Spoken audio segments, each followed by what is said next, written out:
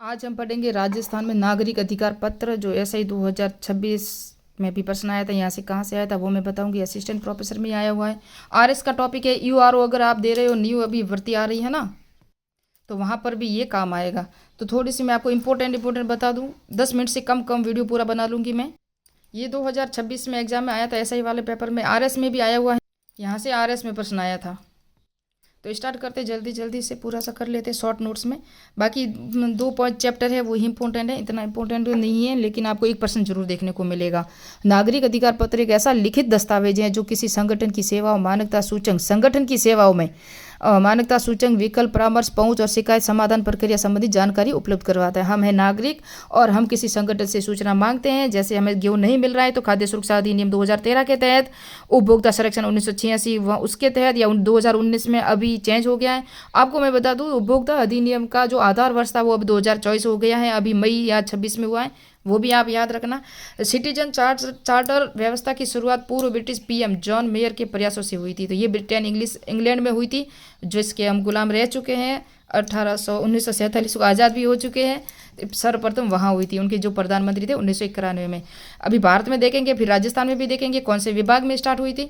तो John mayor द्वारा सार्वजनिक सेवाओं में उपलब्ध कराने के लिए अच्छा कार्य करने वाले कर्मचारियों और सम्मानित करने के लिए योजना चार्टर मार्क स्कीम के नाम से प्रारंभ की गई। सार्वजनिक सेवाएं जो हमें सरकार सेवाएं देती हैं, जैसे योजनाएं, प्रधानमंत्री आवास योजना, हर घर जल योजना, हमें उपभोक्ता से हमें जो खाद्य सुरक्षा से हमें गेहूँ मिलते हैं, रोजगार की जो हमें सुविधा मिलती है, ग्राम रोजगार में जो आते हैं ना, मनरेगा, जॉब कार्ड की सुविधा, ये सब क्या है? ये सार्वजनिक सेवाएं हैं जो हम नागरिक हैं, हम प्राप्त करते हैं। अगर उसमें कुछ कमी हो तो हम शिकायत करते हैं, और उनकी शिकायत के लिए हमें, या हमारे अगर कुछ हमें खुद को अगर उसके लाभ उठाने हैं तो वहाँ जाके हम अपना लाभ उठा सकते हैं। किस तरह से नियम कानून वगैरह होते हैं। भारत में नागरिक अधिकार पत्र, भारत में मुख्य सचिवों का एक सम्मेलन हुआ था दिल्ली में। प्रशासन एजेंडा था 1996 में सिटीजन चार्टर लाने का प्रयास किया गया था। फिर 24 मई 1997 में मुख्यमंत्रियों का सम्मेलन, पहले कब किसका हुआ? मुख्य सचिवों का हुआ था दिल्ली में। और फिर 24 मई 1997 को सीएम यानी कि मुख्यमंत्रियों का सम्मेलन हुआ, पूरे राज्यों का, भारत में, दिल्ली में हुआ ये भी। और इंद्र कुमार गुजराल उस समय क्या थे? भारत के प्रधानमंत्री थे। इसकी अध्यक्षता में हुआ। उत्तरदायी शासन विषय के आयोजित हुआ, जिसमें विशेष समर्थन से ये पारित भी हुआ। और 9 सूत्री कार्य योजना भी यहाँ प्रस्तुत की गई थी 24 मई 1997 में। इसमें से याद क्या रखना वो मैं बताऊंगी। एक तो याद रखना, केंद्र सरकार ने सर्वप्रथम सिटीजन चार्ट 1997 में कहाँ लागू हुआ था? पहली बार 1997 में खाद्य एवं आपूर्ति मंत्रालय ने जारी किया, यानी कि लागू किया था पहली बार 1997 में। केंद्र में, राज्य में नहीं हुआ था, ये केंद्र में हुआ था। खाद्य एवं आपूर्ति मंत्रालय जारी किया था। फिर राजस्थान में 1998 में खाद्य एवं आपूर्ति विभाग द्वारा सार्वजनिक वितरण प्रणाली है ना, उसके अंदर ये लागू किया गया था। फिर सेकंड नंबर पे राजस्थान में ही हुआ था, राजस्व विभाग 1997 में लागू किया गया था। फिर पुलिस विभाग ने भी इसे अपने अंडर लागू कर दिया गया था।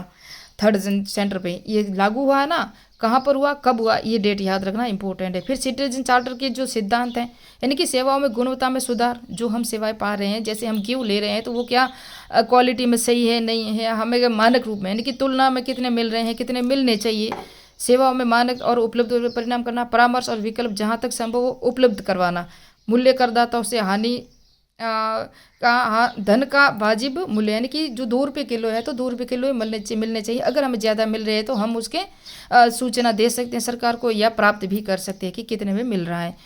उत्तरदायित्व शक्ति व संगठन दोनों का होता है। शक्ति जो चला रही है प्रधानमंत्री, या संगठन जो जिस खाद्य वितरण प्रणाली या सार्वजनिक वितरण प्रणाली जो भी है उसके तहत, वो संगठन के तहत, और शक्ति प्रधानमंत्री के पास होती है। पारदर्शिता नियम और प्रक्रियाओं में होती है।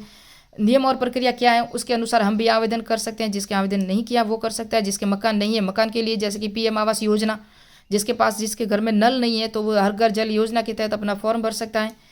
जिसके पास बिजली नहीं है तो बिजली भी मुफ्त मिलती है गवर्नमेंट से। चार्टर सिटीजन चार्टर अधिकार पत्र के उद्देश्य क्या है? लोक सेवाओं की गुणवत्ता में निरंतर सुधार हो, जो हमें सेवाएं दे रही है सरकार।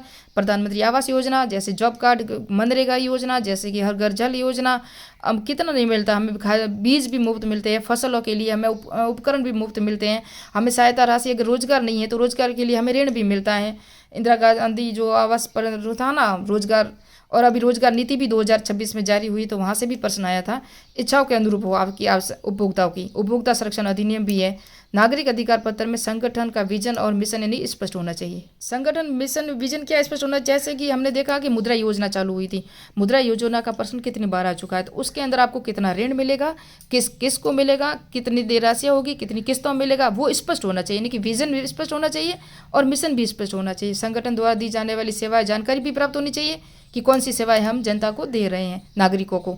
संगठन प्रत्येक नागरिक उपभोक्ता को उपलब्ध कराई जाने वाली सेवा उसका समय काल भी पता होना चाहिए कि हमें लोन जो ले रहे हैं, जैसे कि किसान क्रेडिट कार्ड है, हम KCC लेते हैं ना, तो उसके अंदर कितने दिनों में हमें वो पैसे जमा करवाने हैं और वापस हमें कितना मिलेगा, हमें सब्सिडी कितनी मिलेगी, वो सब हमें यानी कि स्पष्ट होना चाहिए और उसका समय काल भी होना चाहिए। लोक शिकायत प्रणाली वितरण कैसे उसका उपयोग करें हो सकता है, इसका विवरण, नागरिक उपभोक्ताओं की अपेक्षाएं क्या क्या है, हम क्या यानी कि नागरिक क्या चाहते हैं सरकार से, सेवा यहाँ शिकायत पर करने वाले चार्टर जहाँ तक सरल हो। जो शिकायत करना चाह रहे हैं ना हम, अगर हमें KCC लोन नहीं मिल रहा है, हमारा प्रधानमंत्री आवास योजना वाला नाम नहीं आ रहा है, तो हम शिकायत करने जा रहे हैं, तो हमें वो सरलता से उपलब्ध होनी चाहिए या हमें वो जानकारी भी सरलता से उपलब्ध आवेदन कर सकते हैं। नागरिक अधिकार पत्र के 7 सिद्धांत SI 2026 में आया था, वेरी इंपॉर्टेंट है, इनको रट लेना, यही आ सकता है। गुणवत्ता यानी कि क्वालिटी, प्रदान की जाने वाली सार्वजनिक सेवाओं में गुणवत्ता निरंतर सुधार करना चाहिए, सुधार करना, मानक और सेवाओं में स्पष्ट और निश्चित मानक निर्धारित करना चाहिए ताकि यह पता हो सके कि किस स्तर की सेवाएं की अपेक्षाएं, कि हम कहाँ तक कौन सी सेवाएं प्राप्त कर सकते हैं, जो हम लोन ले रहे हैं वो कितना लेना चाहिए जिससे हम आसानी से भर भी सकें। विकल्प चॉइस भी होनी चाहिए, जहाँ तक संभव हो नागरिकों उपभोक्ताओं की सेवाओं में प्राप्त करने के लिए अधिकतम विकल्प भी उपलब्ध कराना चाहिए। विकल्प से आप क्या समझते हो, जैसे कि हम मनरेगा में फॉर्म भर रहे हैं, हमारा भरा है, जॉब कार्ड मिला है, अब वहाँ हम क्या मजदूरी करेंगे, क्या हम सबको पानी पिलाएंगे, क्या हम उसके बैठने उठने की व्यवस्था में लगेंगे, क्योंकि आप कौन सा विकल्प चॉइस करोगे जिसके अंदर आपको ये रोजगार मिलेगा। रोजगार लिए जा रहे हो आप तो कर श्रमिक में रोजगार लोगे, श्रमिक कार्ड भी मिलता है, मनरेगा में जाओगे वो भी मिलता है, और आपको पता हो तो एक स्कूलों में भी चलती है ना वो इंटर्नशिप योजना, वहाँ भी बच्चों को भी रोजगार मिलता है 2 साल का, जिसने BEd की हुई हो, तो आपको ये विकल्प चुनने का भी अधिकार है। पारदर्शिता, नियमों, प्रक्रियाओं, योजनाओं, कार्यप्रणाली को पूरा खुलापन और पारदर्शिता बनाई जाए।